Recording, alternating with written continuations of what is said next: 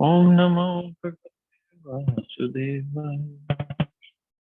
Narayanam Namaskritya Naram Jaya Narottamam Devim Saraswatim Vyasam Tato Jayamudire Nashtaprahisha Bhadreshu Nityam Bhagavata Sevaya Bhagavati Uttam Shloke Bhavati Naishtiki. So continuing with the discussion on Srimad Bhagavatam, Canto 11, Chapter 10, The Nature of Fruitive Activity.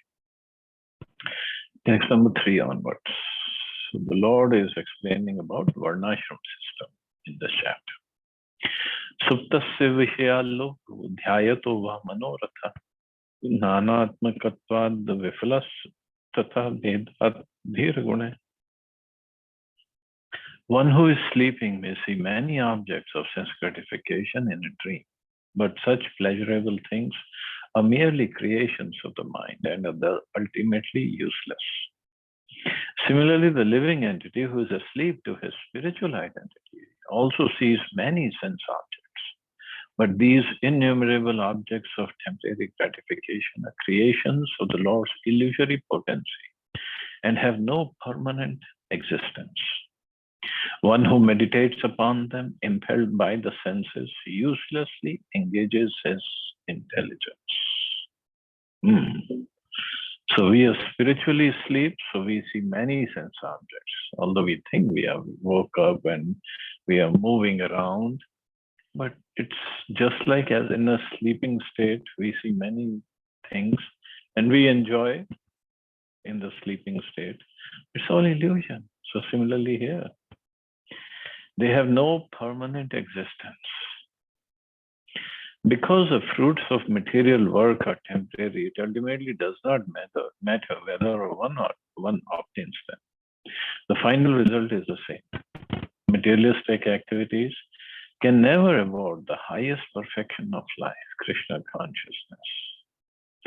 The material intelligence impelled by the senses strongly desires sense gratification. As stated here, Vedatmanti, such intelligence actually separates one from one's real self-interest. Thus, the intelligence absorbed in that which is materially favorable and unfavorable becomes divided in pursuit of innumerable categories of material advancement. Such divided intelligence is impotent and cannot understand the absolute truth, the personality of Godhead, Shri Krishna. The devotees of the Lord, however, have their intelligence fixed on one point, Lord Krishna. They meditate upon the Lord's form, qualities, pastimes, and devotees, and thus the intelligence is never separated from the absolute truth. So the intelligence absorbed in that which is materially favorable or unfavorable becomes divided. So that's just like Krishna says in Bhagavad Gita also, Vyavasayatmika buddhir ekeha kurunanta, bahushaka hinantasya buddhyo avyavasayina. Those who are on this path are resolute in purpose. This path means the path of yoga. And their aim is one. O beloved child of the Kurus, the intelligence of those who are irresolute is many-brashed. So irresolute means those who only want material enjoyment. Their resolution is many-brashed because sometimes they want to go, oh, my eyes want to see something nice. My ears want to hear something nice. My nose wants something. My tongue, especially the tongue. Tongue wants this, tongue wants that. They're always running around. But those who are resolute means those who only want Krishna. So whether through the eyes they want to see the beautiful form of Krishna or beautiful paintings of Krishna, whether through their ears they want to hear about Krishna, but it's all absolute, it's all one. There's no different branched or many branched things. If one is not Krishna conscious, he is uselessly dreaming without understanding of his eternal situation. The material intelligence will always devise novel means of achieving happiness, and therefore one bounces from one's fruitless program of sense gratification to another, ignoring the simple fact that all material things are temporary and will disappear. In this way, one's intelligence becomes infected with material lust and greed. And such infected intelligence cannot bring one to the true goal of life. And such infected intelligence, because it's infected with material lust and greed, and the person just spends his time, his energy, his money in only running after fulfilling his material desires. One should hear from the bona fide spiritual master whose intelligence is pure, and then one will come to Krishna consciousness, the highest perfection of life. Nivritam karma seveta pravritam mat parastyajet jigyasayam sampravrito nadriyet karma chotanam. One who has fixed me within his mind as a goal of life should give up activities based on sense gratification and should instead execute work governed by the regulative principles for advancement. When, however, one is fully engaged in searching out the ultimate truth of the soul, one should not accept the scriptural injunctions governing fruitive activities. So there are scriptural injunctions governing fruitive activities, but that is for people who want to follow karma kanda.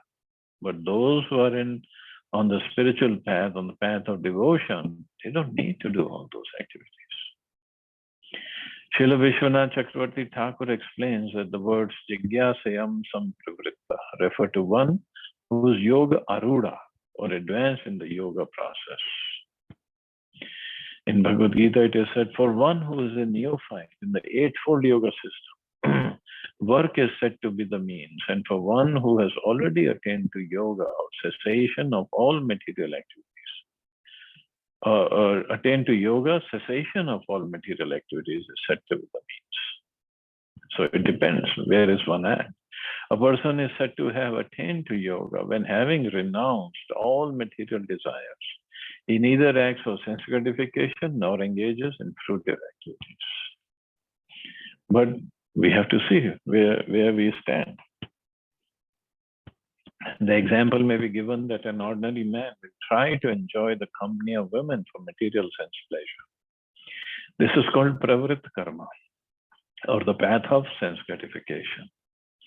A religious person will also enjoy the company of a woman, but under the regulative principles of the varnashram system. However, one who is fully absorbed in spiritual advancement will ultimately give up all sense gratification derived from sexual association, either regulated or illicit.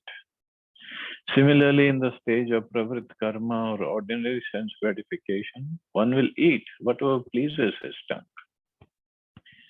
On the other hand, a materialistic devotee will sometimes cook sumptuous preparations and offer them to the deity, not in order to satisfy the Lord, but rather with the intention of satisfying his own tongue and belly. However, one who is sampravritta or fully engaged in spiritual consciousness is never interested in simply gratifying his tongue. He avoids ordinary food prepared by materialistic persons, and just for the purpose of keeping his body fit for serving Krishna, he eats moderate quantities of food that has been offered to the deity for the deity's pleasure. So different stages of realization and at different stages of our consciousness, we work accordingly. According to Srila Bhaktisiddhanta Saraswati Thakur, any attempt to enjoy the material world, either religiously or irreligiously, ultimately will be full of contradictions. One should come to the platform of desirelessness, which means pure love of Godhead, and thus solve all of the problems of life. So that is where we have to come to. Yamana bhikshanam seveta niyaman matparah kvachit madavigyam gurum shantam upasita madatmakam. One who has accepted me as a supreme goal of life should strictly observe the scriptural injunctions forbidding sinful activities, and as far as possible should execute the injunctions prescribing minor regulative duties such as cleanliness. Ultimately, however, one should approach a bona fide spiritual master who is full in knowledge of me as I am, who is peaceful, and who by spiritual elevation is not different from me. So not different from him doesn't mean the spiritual master becomes God. Because this is what Prabhupada always condemned. Spiritual master is not God. He's as good as God, but he's not God. The word yaman refers to major regulative injunctions necessary for preserving one's purity. In the Krishna consciousness movement, all bona fide members must give up eating meat, fish, and eggs, and they must avoid intoxication, gambling, and illicit sex. The word abhikshanam indicates that one cannot at any time perform such forbidden activities, even in difficult circumstances, with the exception of being permitted to eat meat if one will otherwise starve. But still, one should try not to. The word niyaman refers to less obligatory injunctions, such as bathing 3 times daily. In certain difficult situations, one may not bathe 3 times daily, yet may still maintain one's spiritual position. But if one engages in sinful, forbidden activities, even in difficult circumstances, there undoubtedly will be a spiritual fault. Ultimately, as explained in Updeshamrita, mere adherence to rules and regulations cannot give one spiritual perfection. One must approach a bona fide spiritual master. The word mat negates the possibility of bona fide spiritual master having an impersonal conception of the absolute truth. Further, the guru must be in complete control of his senses. Therefore, he is called shant or peaceful. Because of being completely surrendered to the mission of the Lord, such a spiritual master is mad atmakam, or non-different from the personality of Godhead. So completely surrendered to the mission of the Lord, not that he becomes God. Amanya mat sarvadaksho nirmama drida sohrida asatvaro artha jigyasur anasuyur amokavak. The servant or disciple of the spiritual master should be free from false prestige, never considering himself to be the doer. He should feel enmity towards no one, should be active and never lazy, and should give up all sense of proprietorship over the objects of the senses, including his wife, children, home, and society. He should be endowed with feelings of loving friendship towards a spiritual master and should never become deviated or bewildered. The servant or disciple should always desire advancement in spiritual understanding, should not envy anyone, and should always avoid useless conversation. So, as much as there are duties or qualities of a spiritual master, disciple should also have many qualities. No one can claim to be the permanent proprietor of a so-called wife, family, home, society, and so on. Such material relationships appear and disappear like bubbles on the surface of the ocean. No one can claim to be the creator of the material elements that produce one's home, society, and family. If it were a fact that parents were the ultimate creators of the bodies of their children, children would never die before their parents.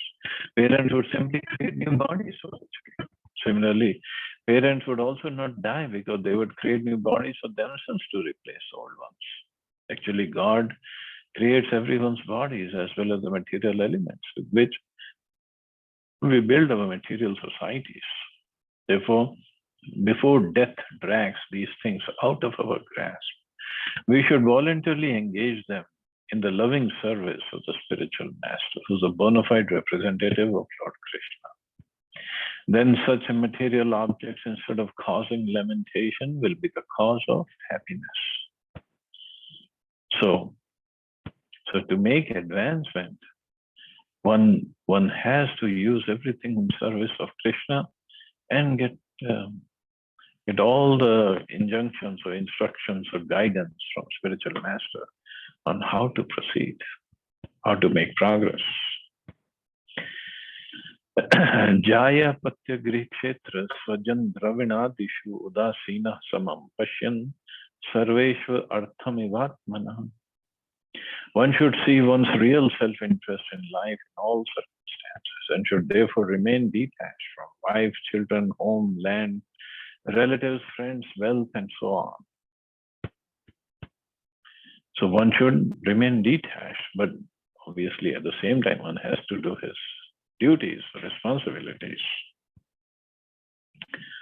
A devotee of the Lord recognizes that his wife, children, home, land, friends, money are meant to be engaged in the loving service of the Supreme Lord. Therefore, he does not frantically make arrangements for the sense gratification of his family and friends. He is not eager to enjoy the false prestige of being the master of his wife and the lord of his children, nor is anxious to gain prestige from his friends and society. Thus, he does not envy anyone and is not lazy in the matter of self-realization. He is free from the false sense of proprietorship and is always eager to develop his understanding of the Supreme Personality of Godhead. So that's because his whole sole aim is how to make progress spiritually.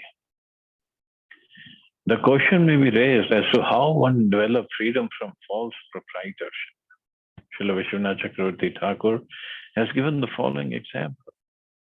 An ordinary man is very eager to accumulate more and more money, and he maintains his wealth in the form of bank accounts, properties, gold, and so on. As long as these different assets are contributing to the financial well-being, he sees them equally and considers that they belong to him. But if some of his assets are taken by the government for taxes, or if they're lost in an unfortunate business arrangement, then he is forced to give up his sense of proprietorship. In the same way, everyone should be intelligent enough to observe that one's sense of ownership over innumerable material objects is not permanent. Therefore, one should develop detachment from these things. If one does not cultivate a loving feeling of friendship for the Supreme Personality of Godhead and his pure devotee, the spiritual master, one will undoubtedly be entangled by the network of material society, friendship, and love. One will then remain bound up on the material platform with no hope of permanent happiness. But this foundation or sense of proprietorship is so strong. Yes, if government takes it away or somebody steals some money, fine, we'll lament for a while, and then with more enthusiasm, we want to make up for that, or we want to earn more money, so that we think we can live peacefully with that. Yes, I'm not saying money is not important. It is important to live comfortably so that we can perform our bhakti properly. But bhakti is not dependent on money. How much money we have, it is not dependent on that. It just gives us a sense of comfort or security. Yes, some money is there. But ultimate comfort, ultimate security, ultimate shelter will always be given by Krishna, nobody else, nothing else also. Just like the painting behind me, where Vijayadashmi, Lord Ram killed Ravan today. Ravan, what is it that he didn't have? He had knowledge, he had the knowledge of the Vedas, he had money, so much of money, so much of opulence, amazing amount of opulence. But he was first, because he committed that sin of kidnapping Mother Sita, and then he was always afraid of Ram. He tried his best to get rid of Ram, to kill Ram and Lakshmana. But he couldn't. So it's not that the money only can give us comfort or shelter or protect us. That will never happen. Only Ram can. So Lord Ram is ready to give protection. He is ready to give. Even if somebody just once says, "Oh Lord, I'm yours," Lord Ram is, I'm bound to give him protection. When Vibhishan was kicked out of the kingdom of Lanka by Ravan, because Vibhishan was always talking in favor of Lord Ram and asking Ravan to give back Sita. So Vibhishan he came flying where Ram was with his army of monkeys and in his camp. And he came with two of his Rakshas companions. So before he could meet Lord Ram in his camp, Lord Ram had a meeting with his confidential associates, Hanumanji, Lakshman, Sugriv. They were there. Lord Ram asked him, "What should I do?" And this Sugriv said, no, don't let him in. He could be spy. He could be here making note of our movements, and he'll go and tell Ravan. Well, Hanumanji said, "No, dear Lord, I have seen him. He's your devotee. Please give him shelter." The Lord Ram asked, "Okay, let him Vibhishan." So Vibhishan came. He just paid obeisances. He didn't even say anything. He just paid obeisances to Ram. And Ram, when he welcomed him, he said, "Oh, come in, Lankesh. Come on in." And everybody was shocked. Ravan is Lankesh, not Vibhishan. Why Ram is calling it Vibhishan as Lankesh? And Lord Ram said, "Anybody who says, 'My dear Lord, I'm yours,' I'm bound to give him protection. This is my word." And later on, when the war was over and they all came back to Ayodhya, and Sugriv asked Ram, "My dear Lord, I have one question." "What is it?" "When Vibhishan met you and he surrendered, you made him Lankesh. You gave him the kingdom of Lanka. What would if Ravan had a change of heart and he had taken shelter of you, what would you have given him? Because you already given Lanka to Vibhishan. What is it that you would have given Ravan?" Ram said, "If he had taken shelter of me, I would have given him the kingdom of Ayodhya." That is Ram. But our problem is we don't want to take shelter. Every year we see these festivals, we read or hear these stories of Ram and Krishna, Lord Narasimhadev, Lord Vamandev, Varahadev, everybody, Chaitanya Mahaprabhu, but we still don't want to take shelter. We have taken shelter of our material desires to fulfill our material desires somehow or other. But we don't want to take shelter of the Lord. That is our problem. If we do, He can fulfill all our material desires to the extent we can't even imagine. Dhruv Maharaj, how he fulfilled his material desires. Sudama Vipra, everybody. But the problem is we don't want to take shelter. So seriously, if we take shelter of the Lord, He can do wonders in our life. He can definitely do wonders. Okay, so I guess we can stop here. See anybody has any questions or comments.